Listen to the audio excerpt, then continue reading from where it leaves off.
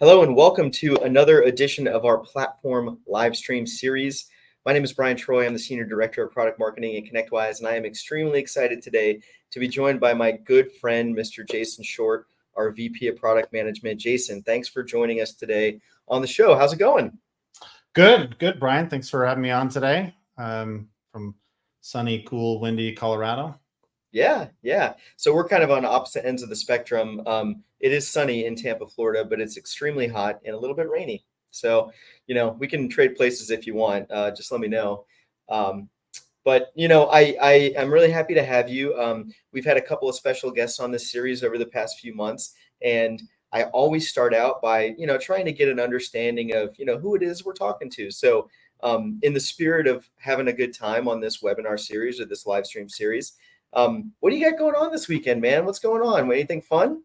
Well, I'm glad you asked. For anybody in the Mountain Time Zone, Wyoming, a little north of us, has their big state fair this weekend in Laramie, and they have a barbecue competition. And as a hobby, started a few years ago. I became a professional barbecue judge, and What? so I go into tournaments here and there. So I'm going taking the family up to Laramie, Wyoming, to judge at a barbecue tournament. Should be a good time. Gosh, I wish I had asked you that sooner. I would have made my way over to Laramie, Wyoming to join you in this contest. Well, that sounds like the greatest job ever. So, for anybody out there that looks at the software industry and thinks about what they'll do next, Jason has found his next calling, and it's judging barbecue contests. Okay, that sounds pretty cool. No knock against Laramie, but this weekend will probably quintuple the size of that town. Just fair, from cool. 5,000 to 25,000. Very cool. Well, sounds like a good time. I think we're going to have a good time here today. This is a fun topic. It's one that we've been wanting to do for a while, and I think it's extremely relevant for our industry right now. Our topic of discussion today is we're going to play a little game of MSP Platform Mythbusters. And, if you've watched the show before, or you've heard the terminology, we're going to look at a couple of what we consider common misconceptions about what MSP platforms are. And we're going to talk a little bit about why those things are misconceptions instead of truths. And so, Jason, my role here today is really easy. I'm the host, but I'm going to put you on the hot seat. Let me know whenever you're ready to start our edition of MSP Platform Mythbusters. I'm ready. All right. So here's one I get this a lot. This is myth number one that I get a lot. Okay. Integrated solutions are the same thing as a platform. You're just using different words. Solutions that are integrated together through APIs are the exact same thing as a platform. Is that a myth? Well, that is absolutely a myth. Funny that I said throw it over the fence, because each one of those, while they have nice set of APIs. Well, first let me step back and integrations between products are critically important for any MSP that has a whole stack of capabilities. And as much as any one of us would like to provide everything within that stack, we know that it is impossible to do that. And also for all of those great startups out there, like we see things like Pitch at IT that have great new products, that integration is key. But there is a difference between a well-integrated product or even a well-integrated set of products and truly a common platform, where while you try to make things feel as seamless as possible with a bunch of back end, it's still syncing and mapping and reliant on multiple systems. In a true platform is a time where you have a single data source. You have a single ticket. You're not syncing tickets between tools. You have a single asset record for device. Most importantly, you have a single user ID. So when I have an admin or a technician who's logged in, I create a custom role that crosses all of the tools that are inside that platform, as opposed to having to go into tool A and tool B and tool C and setting up their unique role. So there's some kind of efficiencies of scale, but the biggest part really is that consolidation of data is what allows for the next generation of what we're going after, like AI or consolidated reporting. And that's really the biggest difference between a platform and a set of integrated products, is that common data structure and what that allows you to do as we move into the next to 2025, 2026 and beyond. Yeah, it's one of the topics that we've hit on a couple of times in this series. And if you haven't had a chance to check it out, I do encourage you to go back. They're all out there recorded for you in various formats. And that actually leads us really well into the next myth that we hear often. And I think that everybody out there is dealing with the same challenges. We all have the same questions. We all see the same opportunities, but it's around AI. And what we sometimes hear from people is that AI is AI. Doesn't matter. Even if you're working across disconnected solutions, you're able to take full advantage of that AI. Jason Short, myth or truth? Well, that unfortunately is another big myth. AI, the AI engines really have two components to them. I mean, I know I'm oversimplifying it, but they have the value of the generation algorithm, and then they have the value of the data that they're built on.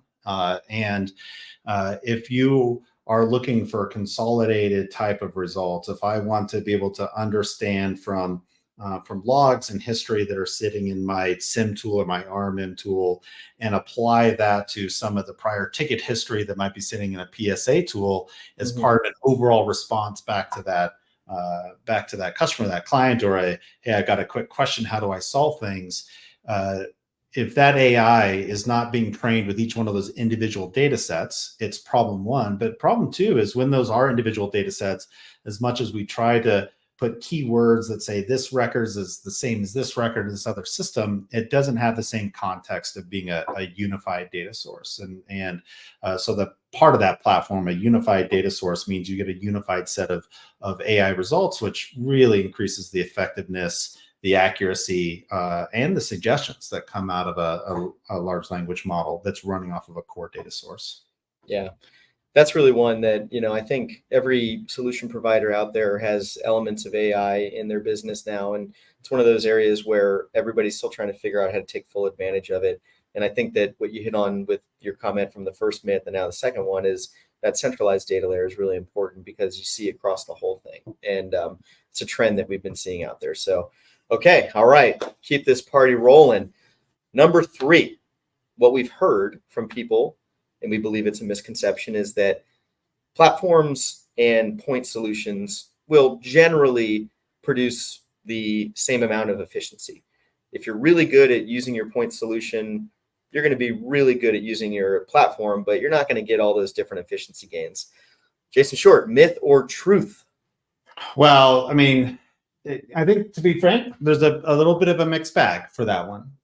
And if you look at it on a whole, I think it's a huge myth in that, but if you go down to a micro level, you might be able to find a point solution that is a best of breed solution for one small aspect. And I can do that one small aspect very well. Yep. But the more point solutions you have, the more tools you have to learn, the more methodologies you have to learn, the more release notes that you have to keep up with. And as small changes happen in those, or you bring on a new technician, they have to learn 4 tools, and they have to learn the naming convention for things in those 4 tools, and the navigation and the idiosyncrasies, as opposed to one consolidated platform. So you may at a point by point level find a lot of efficiencies with a point product, but when you look at it as an aggregate, unfortunately, I don't think that there's anything that works as well as a platform. And the best example of this, there's a lot of examples for this, but I think one of the best examples you can point to is just Microsoft Office and what has happened from the days of old when we had WordPerfect and Lotus versus Word and Excel. Yeah. WordPerfect and Lotus Notes, or Lotus 123, and then Lotus Notes for email, they were arguably more complete, better products. However, they didn't integrate seamlessly the way Microsoft did. And Microsoft became so much more efficient that all of those tools. I think somebody told me once you can still get WordPerfect out there. Really? Okay. You may be able to, I don't know, but Myth or truth, you can still get WordPerfect now. But I think, but it's a really good example of Yeah. just what happens. Like you compare something like Slack versus Teams. There are some great features in Slack, but when you compare the integration from Teams into Outlook, into Excel, into tasks, into Planner, into forms, and all of the other pieces within that platform, the platform component just far exceeds maybe one point solution they do in one area or another. Yeah. And you kind of hit on it a little bit, and you hit on it earlier as well, as a lot of the MSPs that I work with, there's a big aspect on the training side where you've got to have a couple of colleagues in your organization that know these solutions really well. And these separate, disparate point solutions, oftentimes require ongoing maintenance. You have to know when the updates are happening. You have to know if the integrations are breaking. You have to know how to onboard new clients for all these solutions. And so there's a lot of time that goes into that. And so, we're talking about efficiency. I think that that's one of the big ones that stands out from a platform perspective. Agreed. And then just even the maintenance of keeping them working together. Mm-hmm. Yeah. APIs change over time, tokens change and expire. Just the maintenance of keeping them talking to each other is its own level of effort. Yeah, for sure. Okay. All right. Keep things rolling along. This is one that I've heard a couple of times, and I've done some digging, and I want to ask you. I want to ask you what you think. There is a theory that maybe platforms don't have downstream effect on MSP customers. They're really good for software companies, and they're okay for MSPs, but they really don't help the MSP's customer. Myth? Oh man, that's a huge myth in terms of one, the service that you can provide when you are providing a service. And I'll kind of go to something like, I'll just compare them, IT Glue and IT Boost. Half of what they did was try to create a platform where platforms didn't exist. They tried to pull data from multiple places and keep it somewhat centralized. And they can do that to a point, but that is what naturally happens out of a platform. Out of a platform, you're naturally pulling in what is all of my PSA related prior projects, prior tickets with status of vulnerabilities, with status of change windows and policies and monitors. Aggregating all of that together is helps you as anybody as an MSP, having all of that information and all of that context, whether that's feeding an AI engine to give a better answer to that customer, or things like a consolidated user portal where that user can look, kind of see everything that's relevant in one place. I mean, there's really no way that a bunch of point solutions themselves can offer that same level of service to an end user, and it's visible to that end user when somebody calls in to the help desk, and you can tell that the person on the other end of that line is switching between 2 or 3 consoles. Let me log into this. Let me log into that. As opposed to having everything at their fingertips to respond quickly. I mean, it costs minutes with each of those phone calls, just going between systems. It's super visible to the end user. Yeah, I think it's one of those things that you really don't realize it until you're doing it. And like you said, whenever you're working on a scenario or triaging an issue, and you have to do all those separate logins and all that separate management of multiple things to solve one problem for the end user, you're right, you do notice that. And on both sides, time is money, right? So from the MSP, spending a lot of time trying to figure that out, that's eroding away on the margins. And then from the end user perspective, their downtime is costing their business money. And so, the ultimate goal for most MSPs is to, at the simplest path, save time and make money. They go hand in hand. And I think that whenever you're trying to do that in a bunch of different places, it makes it really hard. So, okay. All right. So we've got one more myth that we want to dispel today. And I think this is a really good one. And sometimes whenever I'm talking to people about platforms, this is a misconception that pops up a lot. And I think it's one that we want to dig into a little bit. So the theory that I've heard is that vendor platforms like the ConnectWise ASIO platform or any other platform out there restrict the use of third-party products. We're closed off. We just want it to be all our own thing. Jason, myth You or do truth? see that sometimes. I mean, the truth. I mean, that exists. There are ecosystems that try to box tools out, and you know, sometimes those lead uh, uh, to legal issues because you end up legally boxing people or illegally boxing people out. But I mean, that is when you try to build those monopolies and you try to keep out your competition, you never are able to provide the right solutions for your end clients. And one of the things that I think, just as we are at ConnectWise, one of the core principles of ASIO is we are building a platform that integrates with third-party tools into our platform. There will always be, and again, I look at some of the stuff that comes out of IT, and so some of those are really amazing tools. And as they grow up, having access to ASIO, or even our competitors having access to built-in integrations in ASIO, helps give our partners that are using ASIO a platform-like experience, regardless of what tool they're using. We want to make sure that they have the best tech stack that meets their needs, but it's done within a platform like ASIO, not done with a bunch of sideways integrations between this tool and this tool. A great example is how many security tools have a unique integration to their RMM tool and a separate integration to their PSA tool. So, like, you Sentinel-1 or somebody else out there that has unique integrations to different tools within that tech stack, as opposed to I have one integration into a platform, everything else integrates into that platform. It is a platform tool, and so it is unfortunate that there are ecosystems that are trying to keep out the competition, because I think it ultimately hurts our partners. And while I would love for our partners to use every tool in our toolbox, if there's another tool that meets their need, I want our partners to be successful. Yeah.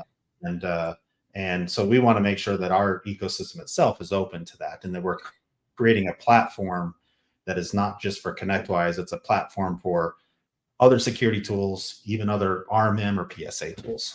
Yeah. And there's so much cool stuff out there. Obviously, as an MSP, you're going to have solutions that you use in your business that you know and love and that are great for your end user clients. And perhaps that's not something that's built on the platform, but it can absolutely be extended into the platform, which is the really cool part. As a vendor, you can take advantage of the data layer. You can take advantage of the AI engine. You can take advantage of the hyper automation and workflow engines that exist in this platform, and you can provide your solution from within a single place. So that experience for the end user is a lot better, because they're, again, you're eliminating the need to hop in all these different portals and stuff. The other thing I think is really cool about that is, in our MSP space, there are so many awesome startups that, have these great ideas that plug gaps that, MSPs have today. And a platform as a service like ASIO allows them to build their solutions right on top of that architecture without having to go invest the time and money and all of the things that go into building something. You can just take advantage of ASIO, and you've got a head start, big time head start. And so I think that that's a big myth out there in a lot of ways, that these are very closed off. When we talk about platform, it's the opposite. At ConnectWise, our platform is open and we are extensible. And so that's one of the things that, we definitely want to make sure people are aware of. So, well, that's all we have today. We've gone for about 20 minutes. I want to spend the next hour and a half talking to Jason about judging barbecue contests, because I think that would be really fun. But no, really, just want to say thanks to everybody for joining us on this series. If you had a chance to catch any of the other previous episodes we've done, appreciate that as well. We're going to be doing these monthly. We're going to have special guests like Jason. We're going to bring in partners. We're going to have a lot of different people from the industry join us here. And so we look forward to continuing to do that. We are going to drop a couple of links into the area for resources. Feel free to check them out. One of those is a link to the ConnectWise ASIO platform page on our website. What we've done with our platform is we've created a kind of a cool little graphic that allows you to hover over certain areas and learn more about what those areas bring to MSPs. And I would encourage you to check that out. It's pretty cool. And with that, Jason, thank you very much. Really appreciate your time, my friend. Have a great time this weekend. Good luck. Hopefully, you don't have to hit the treadmill too hard on Monday. Hopefully, No, I start my fast right after this. I start my fast. So and if you don't follow Jason Short on social media, do so now so that we can all find out who the winner of the barbecue contest is. So with that, thank you, everybody. Really appreciate your time. Have a wonderful rest of your day. See you on the next one. Thanks, Brian.